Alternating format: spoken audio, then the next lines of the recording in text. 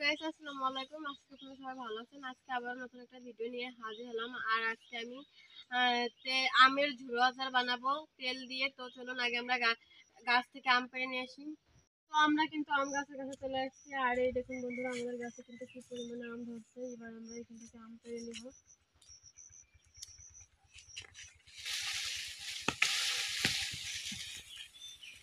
তো এই দেখুন আমাদের কিন্তু আম পাড়া হয়ে গেছে। আর এখন আমরা আম নিয়ে কিন্তু বাড়ি চলে যাব।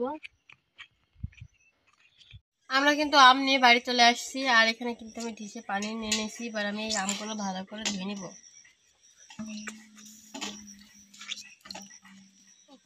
আমগুলো ধুয়ে নিয়েছি, এবার আমি আমের খোসা ছাড়িয়ে নিব। আর এই ঝুড়ো আচার বানানোর জন্য কিন্তু কাঁচা আমি লাগে। আর এই দেখুন আমাদের আমগুলো কিন্তু একদম কাঁচা, এখনো কিন্তু বতি হয়নি। এই দেখুন আমি কিন্তু আমের খোসা ছাড়িয়ে নিছি। এবার আমি আমগুলো একটু এইভাবে কেটে নেব, এইভাবে। এই দেখুন আমি কিন্তু একটা আম এই যে পুরো কেচে নিছি। এই দেখুন আমি কিন্তু সব এইভাবে কেটে নিছি। এই দেখুন চারপাশটাই এইভাবে আমি সব আমগুলো কেটে নিব। তো আমাদের কিন্তু আম কাঁচা হয়ে গেছে। এবার আমরা আমগুলো কেটে নেব।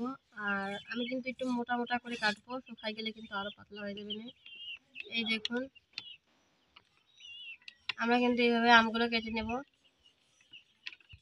তো এই দেখুন আমি কিন্তু আম ঝুরি করে নিয়েছি। আর আমি কিন্তু কলাই কিন্তু এই দেখুন পাতলা করে আম দিয়ে দিচ্ছি।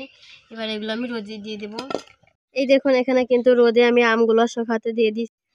আর এখানে কিন্তু আমি পেঁয়াজ আর রসুন নিয়েছি। এবার আমি পেঁয়াজ আর রসুনের খোসা ছাড়িয়ে কিন্তু ধুয়ে কেটে নিব। আর আর তেলের আচারে কিন্তু একটু পেঁয়াজ রসুন বেশি লাগে। এবার আমি এগুলো ছুলে ধুয়ে কেটে নিব।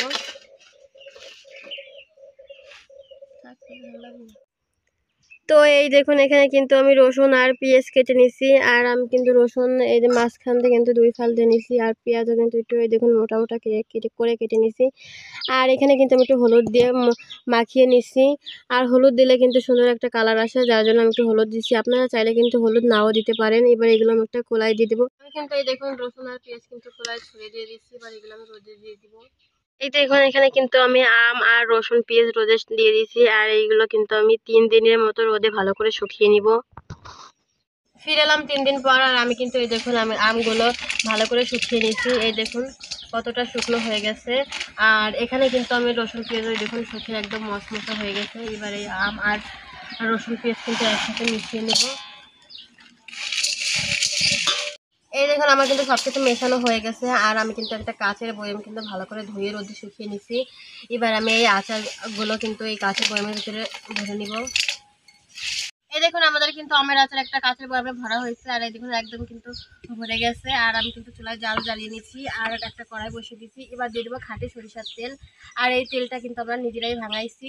আমি এবার তেল দিয়ে দেবো। আর আমি কিন্তু অনেকটা তেল দিব। আমি কিন্তু কড়াইতে দেখুন কত তেল দিয়ে দিচ্ছি। আর দিয়ে দিব 2টা তেজপাতা। আর দিব এখানে 5টা কিন্তু শুকনো মরিচ নিচ্ছি। আমি কিন্তু বোটা ফেলাই নেই, বোটা ফেলালে কিন্তু মরিচগুলো তাড়াতাড়ি নষ্ট হয়ে যায়, যার জন্য আমি বোটা শুদ্ধ দিয়ে দিব। আর এখানে অল্প কিছু জিরে নিচ্ছি। এবারে জিরেটা আমি দিয়ে দিব। আর আমি 1 মিনিট গরম করে নেব এই সব কিছু। ফিরে এলাম 1 মিনিট পরে। দেখুন আমাদের তেল গরম হয়ে গেছে। এবার আমি এখানে 3 টুকরো দারচিনি নিচ্ছি। আমি 3 টুকরো দারচিনি দিয়ে দেবো। আর আমি কিন্তু এই যেহেতু আমি কাঁচের কৌটোয় আচার রাখবো, যার জন্য কিন্তু গরম তেল সরাসরি দেওয়া যাবে না। এখানে কিন্তু আমি একটা ডিশে পানি নিয়েছি। আর এবার আমি আস্তে আস্তে এই গরম তেলটা কিন্তু এই আচারের ভিতরে দিয়ে দিব।